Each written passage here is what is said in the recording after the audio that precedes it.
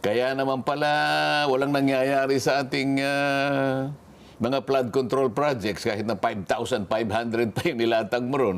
Wala naman palang master plan eh.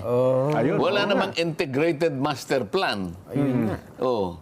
Para kang gumawa ng Bahay. para kang gumawa ng bahay. Walang ano.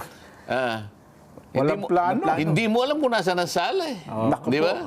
Kamukha ng floods.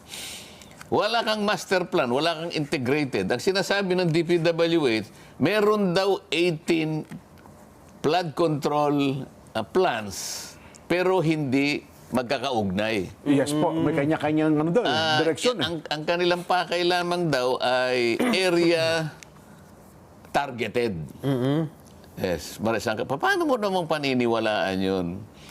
Kahit na area targeted, hindi ba magkakaugnay dapat? Ang tubig ba, ibig sabihin, re-respetuhin yung isa, gano'n? Hindi tutuloy sa'yo kung sakasakali. Kaya kailangan talaga yun, integrated, comprehensive, at iisang plano yun. Merong isang maliit na opisina sa ilalim ng DNR. Kung tawagin ay Yung river control, whatever. Yan ang umahawak ng plano kung paano magkukonek ang mga ilog ng ating bansa.